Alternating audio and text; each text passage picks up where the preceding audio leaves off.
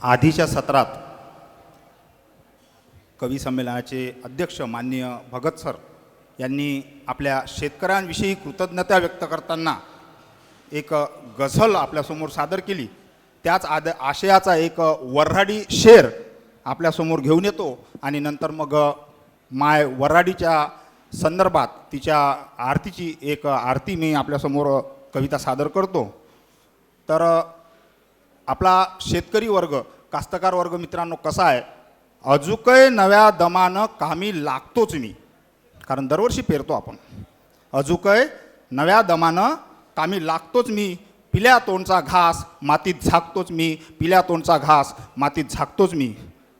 तर वऱ्हाडी कवी संमेलनाची सुरुवात करत असताना वऱ्हाडीचा एक कळस ही कविता आपल्यासमोर सादर करतो। माह्या वऱ्हाडी बोलीचे आले सोनेरी दिवस, माह्या वऱ्हाडी बोलीचे आले सोनेरी दिवस, साहित्याच्या देवयाचा तीन गाठला कयस, तीन गाठला कयस। डेबूजीच्या जन्मदिनी बोली भाषा उजयली, डेबूजीच्या जन्मदिनी बोली भाषा उजयली। तिच्या जतनाच्या साठी तिची लेकर झिजली, तिची लेकर झिजली। अलंकारी शिनगार तिनं कपायात लेला, अलंकारी शिनगार तिनं कपायात लेला। उपमेच्या संगतीनं जगा उपदेश केला, उपमेच्या संगतीनं जगा उपदेश केला। साता समुद्रा पल्याळ झेंडा रोवण्याचा ध्यास, साता समुद्रा पळ्याल झेंडा रोवण्याचा ध्यास। साहित्याच्या देवयाचा तिनं गाठला कयस, तिनं गाठला कयस।